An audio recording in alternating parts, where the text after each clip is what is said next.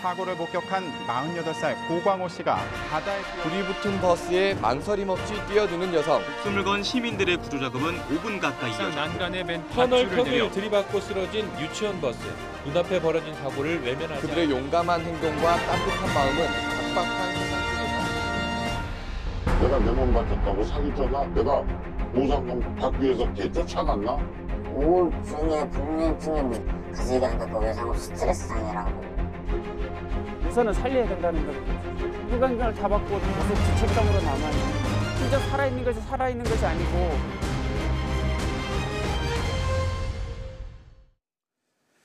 안녕하십니까, 유석현입니다. 위기의 순간에 자신의 위험을 무릅쓰고 남을 도와준 사람들을 우리는 의인이라고 부릅니다. 그 과정에서 다치는 사람도 있고 안타깝게 목숨을 잃는 사람도 있습니다. 우리 사회를 밝혀주고 있는 의인들의 이야기 함께 만나보겠습니다. 경북 상주시 인근의 한 고속도로. 화물차와 추돌한 버스에서 연기가 피어오릅니다. 차체에 몸이 껴 꼼짝달싹 못하는 버스기사. 바로 그때 두 남녀가 차례로 버스에 뛰어오릅니다. 내가 무섭다는 감정을 느끼지는 못했고 최대한 빨리 기사님을 구해야겠다 이 생각밖에 안 들어가지고. 빨간색 SUV 차량이 갑자기 바다로 돌진합니다. 가라앉는 차량을 보며 발만 동동 구르는 사람들 사이로 한 남성이 지체 없이 물속으로 뛰어드는데요. 그는 구조대원도 수영 선수도 아닌 평범한 시민이었습니다. 작년 9월 새벽 시간에 자신이 사는 원룸 건물에 불이 나자 집집마다 초인종을 눌러 사람들을 대피시킨 한 청년이 있었죠. 많은 사람을 구하고 연기에 질식해 숨진 고 안치범 씨를 사람들은 초인종 의인이라고 부르며 애도했습니다. 얼마 전 용인에서는 주민들 가슴을 쓸어내린 사건이 있었습니다. 굉장히 무서웠어요. 그때 당시에. 불길이 굉장히 이렇게 쳐 올라왔으니까. 인화성 물질이 빵빵 터지기도 하고 그랬죠. 당시 철물점 주인 김모 씨가 그 안에 갇혀 있었지만 폭발 위험 때문에 어느 누구도 선뜻 나서지 못하고 있는 상황이었는데요. 그때 옆집에서 꽃집을 운영하는 장순복 씨가 불길 속으로 뛰어듭니다. 실제로 아저씨가 이렇게 하늘 보고 쓰러져 있었어요. 그래서 흔들어갖고 막 깨웠는데도 그대로 쓰러져서 실신 상태더라고요. 그래서 좀 이렇게 들어서 나올라 했더니 혼자서 할 수가 없겠더라고요. 설사 그를 혼자서 들쳐 업는다 하더라도 나가는 길 곳곳이 화마로 뒤덮여 있어 탈출이 힘든 상황. 그 순간 장 씨를 돕겠다며 또 다른 사람들이 달려들었습니다. 당황하고 있는데 다행히 주유소 직원들이 2명이 뛰어왔어요. 소화기를 들고. 그래서 그 위에 불이 난 데를 꺼준 거죠. 그렇게 세 사람의 도움으로 무사히 불구덩이에서 빠져나온 철물점 주인 김 씨. 하지만 당시 그는 기도가 막혀 있어 생명이 위태로운 상황이었습니다. 모시고 나왔어요. 이쪽으로 모시고 나왔으니까 숨을 안 쉬고 있는 거예요. 그래서 이제 심폐소생술을 시작했어요. 그래서 한 1분 정도 집사람이 먼저 하고 저가 또 했는데 한 1분 정도 하다 보니까 이제 눈이 이렇게 뜨더라고요. 그래서 괜찮. 구급대가 도착하기 전에 벌어진 급박한 상황이었지만 응급 구조 조치 덕분에 김 씨는 다행히 의식을 되찾았습니다. 비록 구조 과정에서 장순복 씨는 2도 화상을 입어 치료 중이지만 그날의 선택에 후회는 없습니다. 위에서 불이 타고 있었지만 밑에 아저씨가 쓰러져 있는 그 상황이었으니까 제가 봤을 때 뭐 누구도 그 상황이면 다 들어갔을 것 같아요.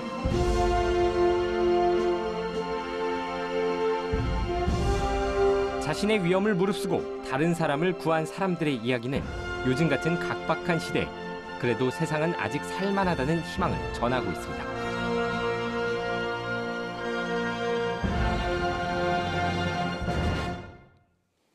살신성인의 자세로 남을 구한 의인들의 용기가 더 따뜻한 사회를 만들고 있다는 생각이 듭니다.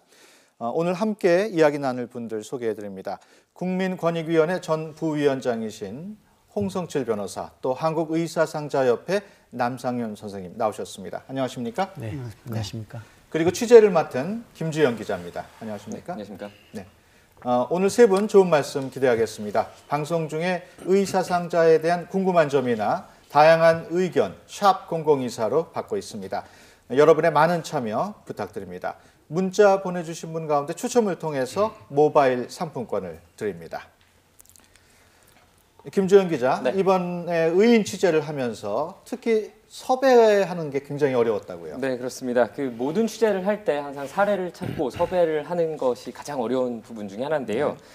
이번 아이템의 경우에는 특히 더 그 부분이 어려웠습니다. 네. 의인분들이 대부분 너무 겸손하신 탓에 자신이 한 일이 별것도 아닌데 그것이 겉으로 드러나는 것이 너무 부끄럽다면서 인터뷰하는 것을 사양하는 분들이 많았습니다. 이번 방송에 등장하시는 의인분들 역시 비슷한 상황이었고요. 여러 차례 부탁을 드리고 요청을 드려서 겨우 섭외를 할 수 있었습니다. 사실 우리 사회의 의인들은 무척 많을 것으로 추정됩니다. 정부로부터 공식 인정된 의사상자, 다시 말해서 의로운 일을 하다가 다치거나 돌아가신 분들은 지난 1970년 재해구제로 인한 의사상자 구호법이 생긴 이후로 올해 4월까지 754명입니다. 공식적으로, 그러니까 앞서 말씀드린 것처럼 자신의 선행을 잘 드러내고 싶지 않아 하신다는 점을 생각해 봤을 때 숨은 의인들은 더 많을 것으로 생각됩니다. 네. 앞서 말씀드린 의사상자는 법에 근거해서 정해지는데요. 의사상자법에 대해서 좀 더 자세하게 알아보겠습니다. 어떤 법인지 홍 변호사님께서 좀 설명을 해주실까요? 네.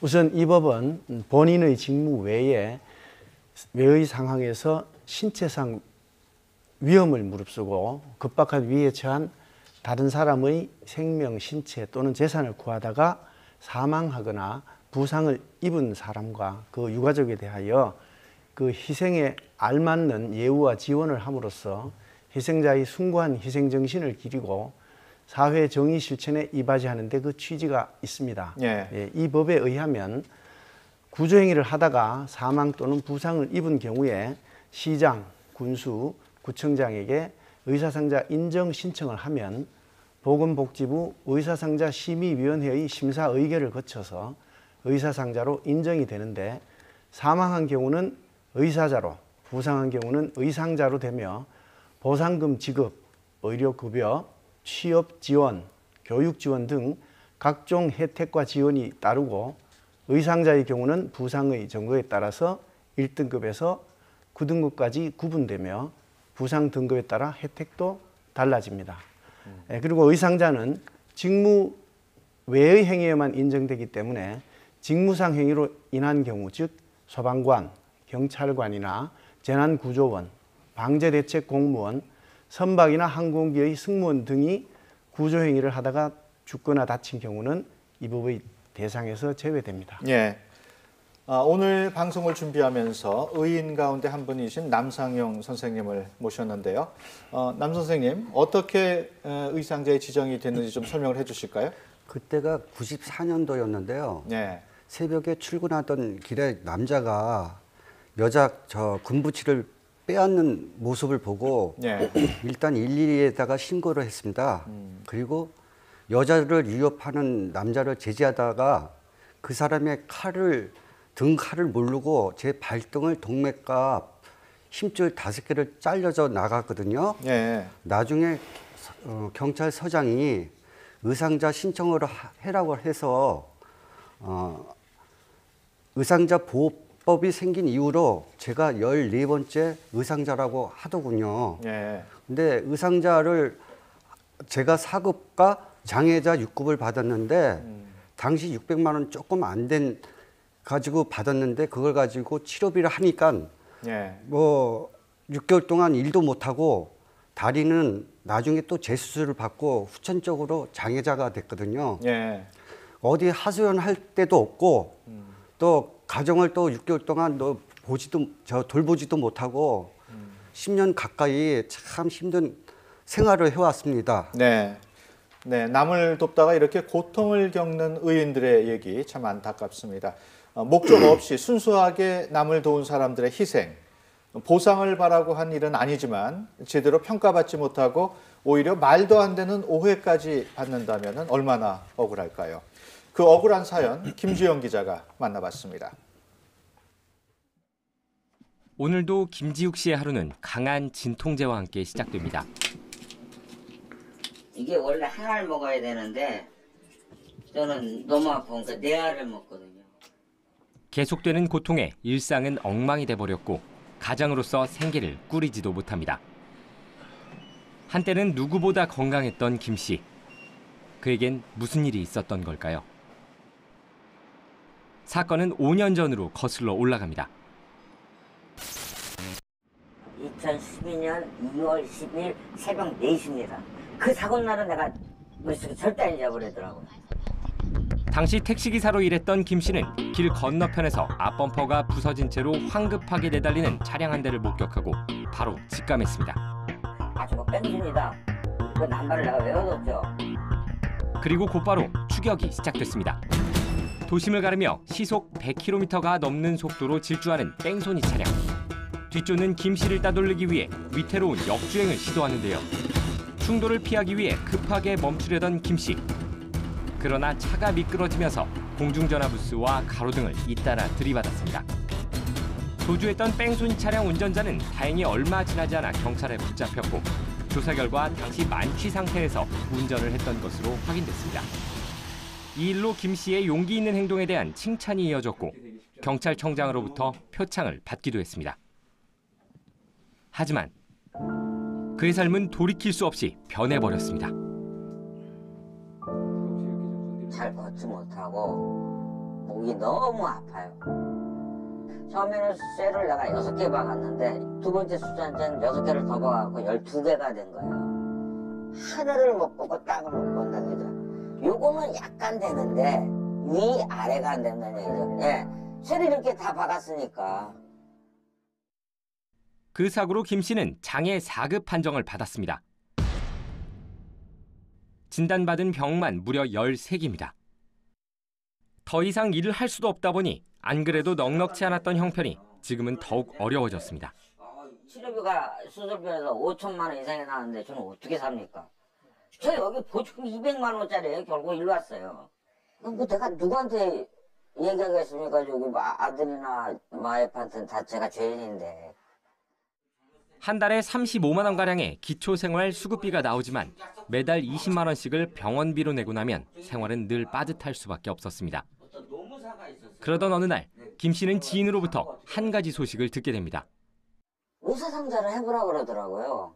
의사상자가 뭐예요? 그러니까 좋은 일 하다가 다친 사람이 있으면 여기 나라에서 보상을 해준다 그랬고 내가 의사상자에 대해서 좀 알아봤더니 범죄 행위를 저지르는 사람을 쫓아가거나 체포하거나 다쳤을 때 보상을 해준다라는 그 항목이 딱 있어요.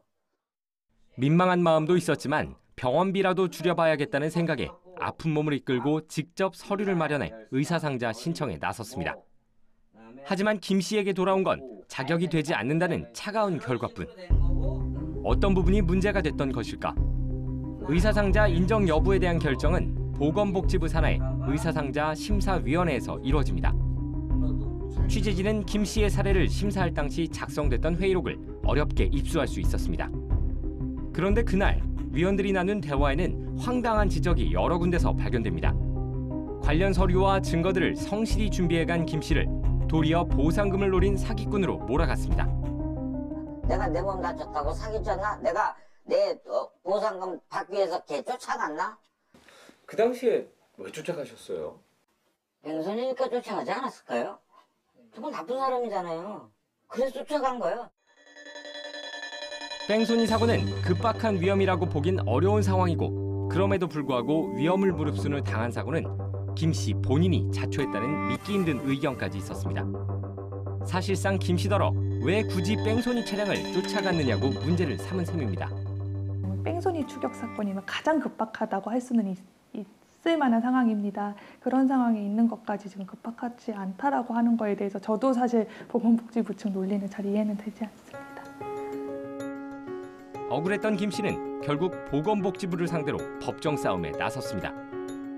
그리고 2016년 8월 1심 재판부는 뺑소니 차량을 잡기 위해 뒤를 추격했던 김 씨의 행동은 급박한 위해에 처한 피해자의 재산을 보호하기 위한 직접적이고 구체적인 행위가 맞다며 김 씨를 의상자로 인정하라는 판결을 내렸습니다. 그러나 보건복지부는 항소를 제기했습니다. 같은 해 12월 2심 재판부 또한 1심과 마찬가지로 김 씨의 손을 들어줬지만 보건복지부는 대법원행을 택했습니다. 보건복지부는 왜 김 씨를 의상자로 인정해주지 않았던 것일까? 저희들이 봤을 때는 이제 무리한 추격이 있었다. 이 부분이 이제 예우할 만한 거냐 이런 것도 봐야 되는 거거든요. 결국 최근 대법원도 김 씨의 손을 들어줬습니다. 하지만 복지부가 의상자 등급 판정을 다시 내려야 해 또 얼마나 더 기다려야 할지 모릅니다.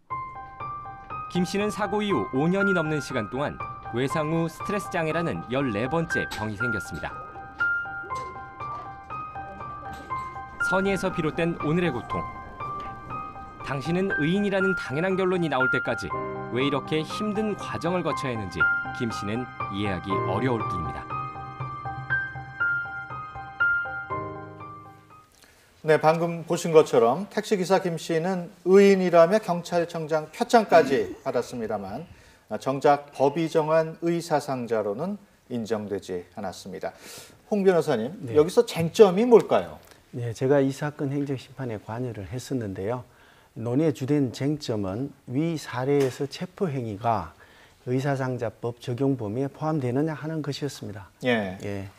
결국은 인정이 되지 못했습니다만은 의사상자법 제3조 1호에는 강도, 절도, 폭행, 납치 등의 범죄 행위를 제지하거나 그 범인을 체포하다가 사망하거나 부상을 입는 구조행위를 한 때라고 되어 있는데 여기서 구하는 행위에 초점을 맞춰서 타인의 그 생명, 신체, 재산을 구하기 위한 행위여야 되느냐 여기에 중점을 두다 보면 앞에서 체포하는 행위만 가지고 부족하다는 해석이 나올 수 있습니다. 위 사례의 경우에는 결국 교통사고의 도주 차량을 쫓아가서 체포하는 행위가 교통사고의 피해자를 구조하는 행위에 해당이 되느냐. 그 피해자의 급박한 위해에 처한 생명, 신체, 그리고 재산을 구하기 위한 행위였느냐 하는 것이 것에 대한 해석상의 논의였습니다. 결국 의상자로 인정받지 못하게 된 이유는 도주 차량 운전자를 체포하는 행위가 교통사고의 피해자에 대한 급박한 생명, 신체, 재산을 구하기 위한 행위가 아니었다라는 해석이 우세했던 것이죠. 그런데 나중에 이 사건이 법원에 가서 행정재판으로 일부 결론이 났습니다. 그런데 그 사건에 대해 법원은 피해자가 있는 범죄 행위의 범인을 체포하다가 부상을 입은 경우에는 이 의사상자법에 정한 구조행위에 해당된다고 봐야 된다라고 해서 인정을 했다고 들었습니다. 결국은 우리가 이런 그 의사상자에 해당되는지 여부에 대한 요건을 완화하는 방향으로 법을 해석하고 또 법 개정하는 작업이 필요하지 않을까 그렇게 생각합니다. 네, 그 남상훈 선생님 그 영상 앞서 보시면서 좀 공감하시는 표정이셨는데요. 좀 보시면서 어떤 느낌이 좀 드셨나요? 저도 그랬지만요. 보통 이렇게 남을 돌 때 내가 다칠 거라고 그런 생각은 저도 못하고 위험해 보이니까 다칠 것 같으니까 그냥 어떻게 보면은 본능적으로 가는 건데요. 저도 등본이나 초본 같은 거 의상자 필요한 서류를 띄러 갈 때 다리가 다 낫지 않는 상태고 아내가 있지만 그렇게 남 돕다가 다쳤다고 하면 걱정도 하고 하니까 그런 말도 못하고 혼자 동사무소, 구청 가서 서류 떼오고 그랬습니다. 그런데 여기저기 서류 뗄 것도 많은데 그런 것들을 잘 준비해서 가져간 사람한테 어떤 보상금을 노린 선수라거나 프로 냄새가 난다거나 하는 그런 표현은 의상자 선정위원회에서 했다는 것이 너무 충격적이고요. 같은 처지에 있는 사람으로서 너무 조금 불쾌합니다. 의상자들에 대한 정당한 평가가 이루어졌으면 좋겠습니다. 네, 의사상자로 인정받기가 너무 어려운 것 아니냐는 그런 지적도 나오고 있습니다. 홍 변호사님, 그 의사상자 불인정 현황 그런 게 나온 게 있죠? 예, 보건복지부 자료에 의하면 2013년부터 2016년까지 사이에 접수된 의사상자 신청 사건은 총 171건이었으나 인정된 의사상자 수는 87명인 것으로 나타나서 신청인 대비 인정 비율은 51%. 불인정 비율 말씀이시죠? 인정 비율은 51%, 불인정 비율이 49%로 나타났습니다. 예. 그런데 의사상자법원 제3조에서 이 법이 적용되는 8가지 경우를 규정하고 있습니다. 그런데 각 사유 말미에 대부분 7가지를 사망하거나 부상을 입는 구조행위를 한때라고 붙여놨습니다. 예. 그래서 이 구조행위가 있어야만, 체포행위만 가지고 부족하고 구조행위가 있어야만 의사상자로 인정된다고 이렇게 해석될 수가 있고, 예. 이 때문에 심사를 한 분들께서 구조행위, 즉 현실적인 생명, 신체, 재산을 구해야 된다는 생각을 하면 인정해 주기가 쉽지가 않다고 봅니다. 예. 네. 예, 그리고 이제 김 씨 사례와 같은 법 제3조 제1호의 범인을 체포하다가 사망하거나 부상을 입는 구조행위의 경우에도 심사위원들이 직접적인 생명, 신체, 재산을 구해야만 한다고 본다면 범행 현장에서 범인을 체포하는 경우에도 피해자를 직접 구하는 행위가 아니라면 의사상자로 인정되기가 쉽지 않게 되죠. 네. 네, 뭐 지금 말씀하셨던 것처럼 그 불인정된 이상수가 87명, 그러니까 한 51% 정도 되는 걸 봤을 때는 상당히 그 너무 엄격히 좀 보는 면이 있지 않나 하는 생각이 좀 드는 상황입니다. 남 선생님께서는 남을 도운 이후에 오랜 시간 동안 어려움을 겪으셨는데 앞으로 의사상자에 대한 대우 어떻게 좀 개선이 돼야 될 거로 보십니까? 일단 사람들이 의상자에 대해서 잘 모릅니다. 예. 알려 있지도 않고 홍보하는 것도 못 받고 저 같은 사람도 정말 남 돕다가 다쳐서 일자리도 잃고 가정도 잃고 힘들게 됐는데 꼭 받아야 하는데 이런 사람이 있어도 복지부에선 인정 안 해주고 소용없다고 그러는데요. 뭔가 마음이 회복이 안 돼서 좀 술로 달래주고 의지가 약해가지고 가장으로서는 역할을 소홀히 하는 방면이 많습니다. 네. 그리고 또 의상자 가족들 중에도 가정이 많이 그 타격을 받아가지고 망가지는 가정들이 많더라고요. 한 50% 정도 되나 보던데요. 앞으로 좀 의상자에 대해서 좀 신경 좀 많이 써주고 그랬으면 보건복지부에서 좀 해줬으면 좋겠습니다. 예, 알겠습니다. 고맙습니다. 난 선생님은 여기서 인사를 드리겠습니다. 고맙습니다. 고맙습니다. 예. 지난 16일은 세월호 참사 3주기였습니다. 세월호 참사 현장에는 그 어떤 재난 현장보다도 많은 의인들이 나타나서 몸을 아끼지 않고 구조 활동을 했는데요. 그들은 과연 그 후에 어떻게 살고 있을까요?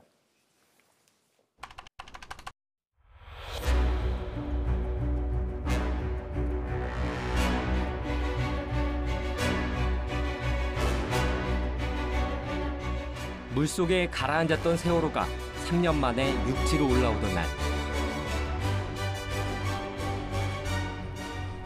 한 여성이 아이들과 함께 목포를 찾았습니다. 보여? 라나? 봐봐. 사람들 사이에서 조용히 눈물만 닦아내던 여성.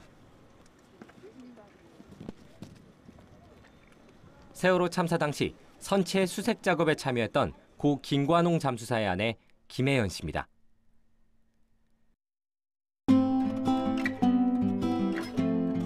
스쿠버 다이빙으로 인연을 맺은 두 사람은 오붓한 가정을 꾸리고 예쁜 3명의 자녀까지 낳았습니다. 유난히 물과 아이들을 좋아했던 남편. 그랬던 그가 변하기 시작한 건 세월호 수색에 참여했다가 돌아온 직후부터였습니다.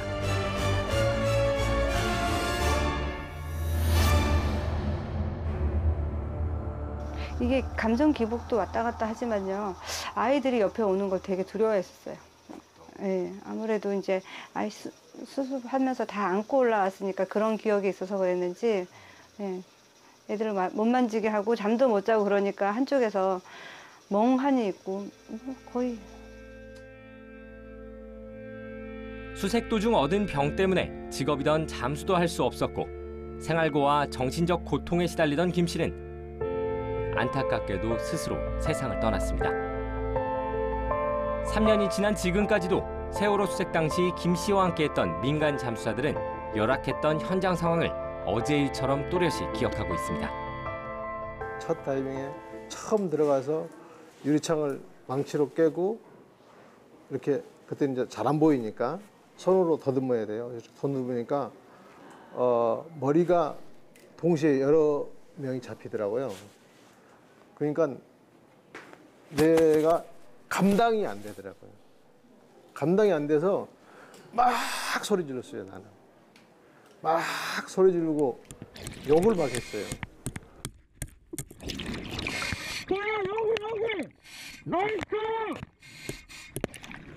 한 치 앞도 제대로 보이지 않는 물속에서 그들은 거친 물살과 사투를 벌이며 위태롭게 목숨을 지켜냈습니다. 내가 잠수하면서 아 진짜 나도 이러다 죽을 수 있겠다라는 생각을 매일매일 했어요. 잠수할 때마다. 잠수병의 위험 때문에 보통 심해 잠수는 하루에 한 번 넘게 하는 경우가 없습니다. 하지만 세월호 현장에서는 위험을 감수하고 하루 24시간을 꼬박 현장에 머물며 3-4번씩 바닷속으로 뛰어들었습니다. 그렇게 하면 하루에 한 번밖에 안 돼요.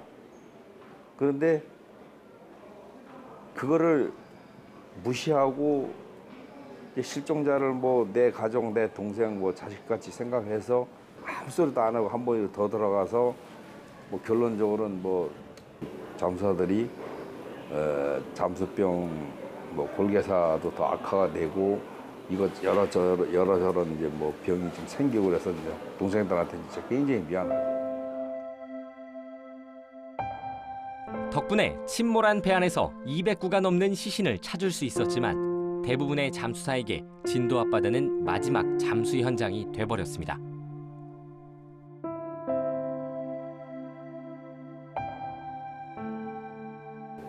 그리고 트라우마 치료받고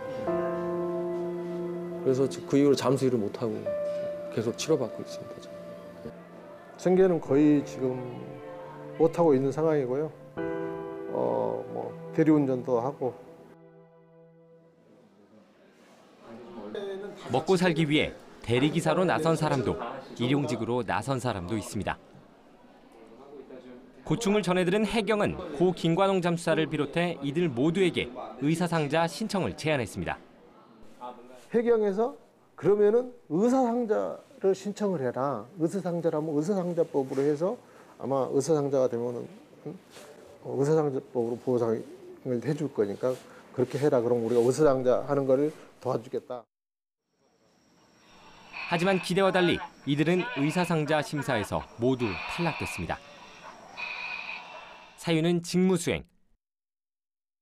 정부가 뒤늦게 지급했던 돈이 문제가 된 겁니다.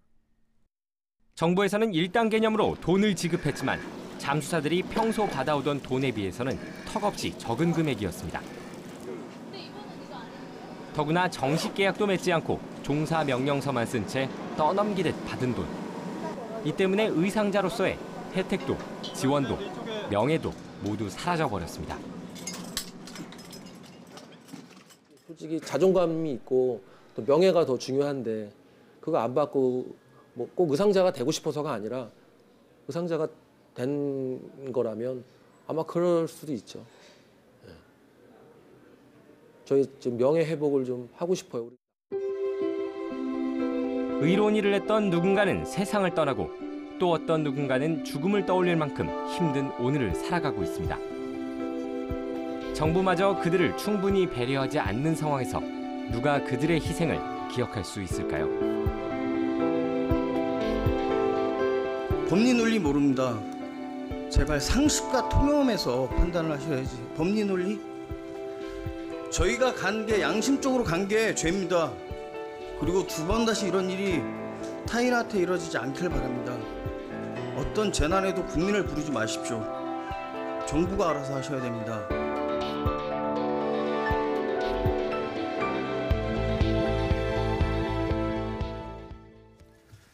네, 고 김관홍 잠수사의 마지막 발언이 가슴을 먹먹하게 합니다. 지금부터는 세월호 참사 피해 지원 특별법 개정안을 발의한 더불어민주당 박주민 의원과 함께하겠습니다. 안녕하십니까? 예, 안녕하십니까? 네. 김재현 기자, 네. 앞서 영상으로 봤습니다만은 세월호 참사 현장에서 구조 활동을 했던 민간 잠수사들 매우 힘든 상황을 겪고 있는 것 같아요. 네, 맞습니다. 뭐 영상에서도 다루긴 했지만 그 다룬 것이 간략하다고 보일 정도로 많은 민간 잠수사들이 어려운 상황에 처해 있습니다. 그나마 관련 법이 좀 통과가 되면서 치료 등에 있어서 한시적으로 지원을 받을 수 있었지만 그 전에는 상황이 훨씬 더 열악했습니다. 이들은 몸을 버려가면서까지 잠수 작업을 진행했지만 뒤늦게 일당을 받았다는 이유로 의사상자에서 제외됐고요. 이상한 것은 돈을 받았다면 일종의 고용으로 이해할 수 있고 그 과정에서 다쳤다면 산재 처리가 가능할 것처럼 생각이 되지만 정부가 정식 계약 형태를 맺은 것도 아니기 때문에 산재도 불가능했습니다. 일종의 사각지대에 존재하게 된 거라고 할 수 있습니다. 그나마 정부에서는 다른 법을 통해서 이들을 치료 지원하겠다고 나섰는데요. 이마저도 여러 차례 중단이 되면서 민간 잠수사들을 힘들게 만들었습니다. 단순한 질병이 아니고 그 고통이 그리고 질병이 계속된다는 것을 생각해 봤을 때 아쉬움이 많이 남는 부분입니다. 네, 박 의원께서는 세월호 참사 피해자 지원 특별법 개정안을 발의를 하셨는데 발의하면서 김관홍 잠수사의 그 영전에 바친다 이렇게 말씀을 하셨어요. 그 개정안이 어떤 내용을 담고 있습니까? 네, 사실은 이 법 자체를 만들 때 김관홍 잠수사와 같이 의견을 나누었었습니다. 근데 발의되기 전에 이제 김관홍 잠수사가 좀 되시는 바람에 우선은 피해자 범위를 좀 확장하는 내용을 담고 있습니다. 참사 관련돼서 수습 활동 중에 부상을 입었던 잠수사라든지 자원봉사자들도 피해자에 포함시켜서 배상이나 보상을 받을 수 있도록 했고, 그 다음에 참사로 인한 직접적인 손해뿐만 아니라 참사와 관련해서 발생한 추가적인 어떤 손해 같은 경우도 역시 배상이나 보상을 받을 수 있는 손해에 포함시켰습니다. 그리고 피해 구제에 대한 제한을 완화시켰는데요. 피해 배상금을 신청하는 기간이 굉장히 짧았었는데 그 제한 기간을 좀 더 넓게 뒀고, 또 피해자가 완치될 때까지 의료 지원이라든지 심리치료 같은 것은 받을 수 있도록 그렇게 해놨습니다. 그리고 세월호 참사 관련돼서 수습하고 구조 활동을 하다가 사망하거나 부상한 사람들을 의사상자로 보도록 함으로써 당시 사망한 기간제 교원을 포함한 많은 사람들이 의사상자 또는 순직 공무원으로 인정될 수 있도록 그렇게 했습니다. 그렇군요. 그 미국의 9.11 테러 보상법인 자드로가 법을 보면 국가가 재난 상황에서 피해 입은 국민을 어떻게 지원해야 하는지를 잘 보여주고 있는데 어떻습니까, 박 의원님 보시기에는? 예, 자드로가법 9.11 당시에 구조 활동을 했다가 이후에 순직한 그 경찰관 제임스 자드로가의 이름을 딴 법이죠. 미국 정부는 이 법에 근거해서 직접 피해를 입은 사람뿐만 아니라 구조에 참여했던 구조대나 자원봉사자 등 폭넓은 범위를 대상으로 지정해서 건강 지원을 실시하고 있고, 그 기한을 또 무제한으로 두고 있습니다. 그리고 구조 활동으로 인해서 아까 말씀드렸던 직접적으로 피해를 받은 사람뿐만 아니라 직접적인 피해뿐만 아니라 그 뒤에 발생했던 여러 후유증 이런 것까지도 국가가 책임지고 보상하는 그런 방향을 가지고 있는 법입니다. 사실은 이제 세월호 참사 이후에 다른 나라들은 도대체 어떻게 이런 분들을 대우하는지 여러 가지 어떤 입법례를 좀 찾아봤었는데 자드로가법 같이 좀 오랜 기간이 돼도 피해 입은 사람이 있다면 끝까지 국가가 책임지는 이런 입법 방향이 우리나라도 시급히 도입돼야 된다 이런 생각을 하게 되었습니다. 지금까지는 의사상자 선정이 안 돼서 어려움을 겪고 있는 사례를 짚어봤습니다. 그렇다면은 의사상자로 인정받은 사람은 과연 충분한 예우를 받고 있을까요?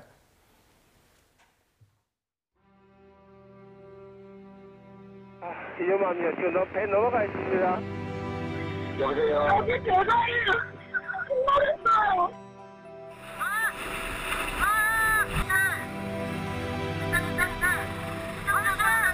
지난 2014년 4월 16일 다급한 구조 요청과 함께 세월호가 침몰했습니다. 자기 목숨마저 위태로운 그 순간에 한 남성이 배 안으로 향했습니다. 세월호 참사 이후 파란 바지의 의인이라고 불리고 있는 김동수 씨입니다. 김 씨는 끝까지 배에 남아 소방호스를 몸에 감고 20명이 넘는 사람의 목숨을 구했습니다. 어떻게 몇 사람이 구했나 이것이 중요한 것이 아니고 우선 어쨌든 구해내야 된다는 것밖에 1년밖에 없었으니까 뭐 무의식 중에 계속 끌어올 수밖에 없었어요. 나가 몸이 아프다, 나면 힘이 있다 그런 것이 없었고 그냥 우선은 살려야 된다는 것밖에 없었어요. 그로부터 3년이 지난 지금 그는 아내 도움 없이는 사소한 일상생활조차 어렵습니다. 그러나 지금도 마찬가지예요. 아침에 일어나면 정신과에 먹고 자면 한 2~3시간 자고 깨나서 맨날 그냥 계속 되새김을 하는 거죠. 참사 이후 극심한 육체적 고통과 정신적 트라우마를 겪고 있기 때문입니다. 혼자 살아나왔다는 죄책감이 매일 그를 괴롭힙니다. 그때 침수될 때 그때 그 200~300명의 눈망울을 다 봤으니까 사람을 다 봤는데 어떻게 그걸 잊어요? 참사 1년 뒤 정부가 김 씨를 의상자로 인정하고 1억 600만 원의 보상금을 줬지만 각종 치료를 받다 보니 일찌감치 그 돈은 바닥이 났습니다.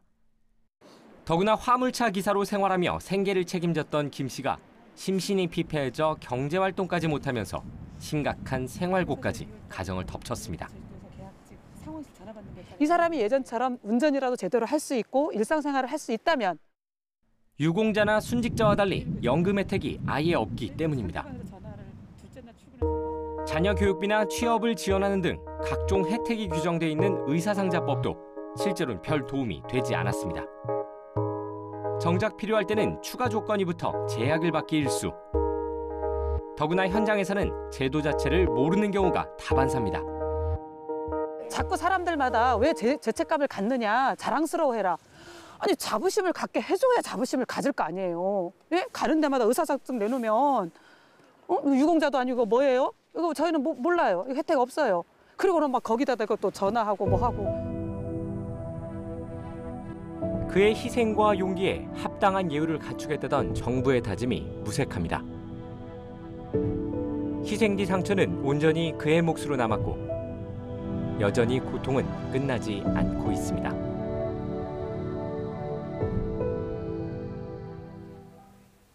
네, 매우 안타까운 모습입니다. 홍 변호사님, 네. 김동수 씨처럼 의상자로 선정이 돼도 해결되지 않는 문제점이 너무 많은 것 같아요. 네, 의사상자로 인정되더라도 별 지장 없이 생업을 영위할 수 있다면 1억 원의 돈도 상당히 큰 돈일 수 있지만 예. 생업에 지장이 많다면 생계를 책임지는 가장으로서는 몇 년 내에 다 소비해 버릴 수가 있죠. 예. 그래서 이것이 문제라고 생각이 되고 또 정신적 피해의 경우에 의학적으로 치료를 요할 경우는 의료급여가 제공이 되지만 그렇지 못한 경우에는 인정하기가 애매하다는 것이고 예. 그 정신적 피해가 뚜렷해서 의학적으로 후유장애가 남는다면 보상 등급에 반영이 되겠지만 그렇지 못한 경우는 보호의 사각지대로 남고 이 법에는 위자료 지급에 관한 특별한 규정이 없습니다. 예, 김주현 기자. 네. 그 보상금 이외의 지원에 있어서도 한계가 있다고 하는데 네. 구체적으로 어떤 문제가 있습니까? 네, 그 앞서 설명드린 것처럼 의사상자 제도 여기 지원엔 우선 보상금이 있지만 그 이외에 의료급여, 교육보호, 뭐 취업보호가 같은 다양한 지원들이 규정되고 있습니다. 네. 하지만 실제 지원을 받으려고 하면 다양한 제약들이 붙기 때문에 문제인데요. 의료급여의 경우에는 비급여 부분에 대해서는 지원을 받을 수가 없고요. 자녀 교육도 정작 돈이 가장 많이 들어간다고 볼 수 있는 대학과 관련해서는 지원이 전혀 없습니다. 이는 뭐 국가 유공자나 순직자에 대한 지원에 있어서 별다른 제약이 없는 것과는 비교가 되는 부분이라고 할 수 있습니다. 그리고 문제는 이뿐만이 아닌데요. 현재 중앙정부가 지원하는 것 이외에 각 지자체가 추가로 조례를 만들어서 이런 의사상자들을 지원하는 부분들이 존재하고 있습니다. 예. 그런데 많은 지자체의 경우에는 조례 자체가 아예 존재하지를 않습니다. 그렇기 때문에 조례가 없는 곳에 거주하는 의사상자들은 상대적으로 적은 예우, 적은 대우를 받을 수밖에 없는 상황인 겁니다. 예. 지자체들은 뭐 예산 부족이나 재정 자립도가 낮다 이런 뭐 이유들을 대기도 하는데요. 결국은 중앙정부가 추가로 예산을 지원하거나 아니면 법으로 일정한 예우, 대우를 받을 수 있도록 규정하거나 하는 방법 등이 필요할 것으로 보입니다. 네. 박 의원님, 네. 그 개정안도 발의를 하셨고 네. 갈수록 국가가 보상해야 하는 범위도 늘어나고 있는데 그 예산이 그만큼 뒷받침이 되고 있습니까?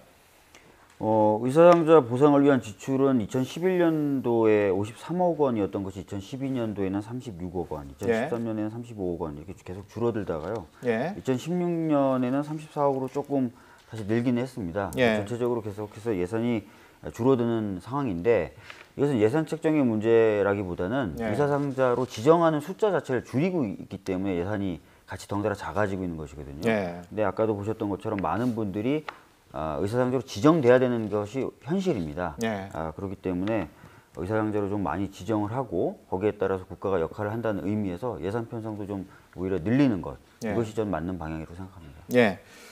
끝으로 우리 시대의 의인들 제대로 보호해주기 위해서 어떤 방안이 있을지 정리를 부탁드리겠습니다. 먼저 홍 변호사님. 네.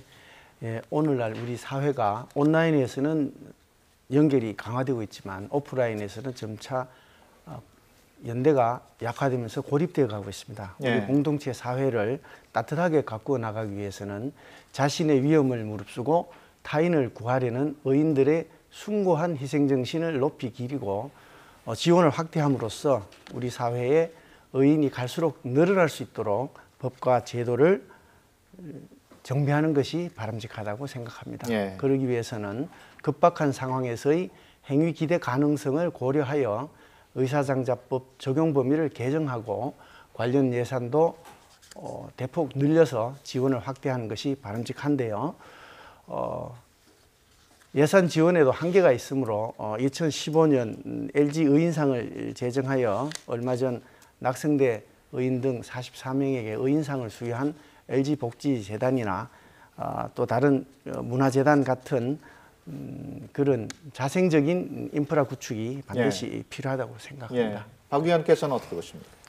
예, 사실 뭐 재해재난이나 범죄가 있을 때 항상 국가, 즉 공무원이 옆에 있을 수는 없거든요. 예. 공백이 있을 때 시민들이 나서서 그 공백을 메울 수밖에 없습니다. 그런 시민들에 대해서는 공동체 차원에서 충분한 어떤 지원들이 있어야 되는데 그렇지 못합니다. 예. 다만 작년 국회에서 이른바 뭐 착한 사마리안법이라고 해서 그렇게 시급한 경우에 도움을 주다 다친 경우에 의료 지원을 받을 수 있게 한다거나 또는 의사상자에 대한 인식을 좀 개선하는 것들을 지원하는 법률 같은 것들이 법안 차원에서 발의는 되어 있습니다. 그래서 예. 점차 국회나 또 국가 차원에서의 노력을 좀 더 기울이는 모습들은 보여주고 있는데 여전히 그런 법제도나 또는 지원이 부족한 건 사실입니다. 예. 그래서 이런 방향으로 좀 더 나갈 수 있도록 정치인을 비롯해서 좀 더 많은 사람들이 신경을 써야 될 것 같고요. 예. 국민분들도 이런 방향에 정치인들이 그 신경을 쓸 수 있도록 많이 지지와 성원을 보내주셔야 할 것 같습니다. 예, 알겠습니다.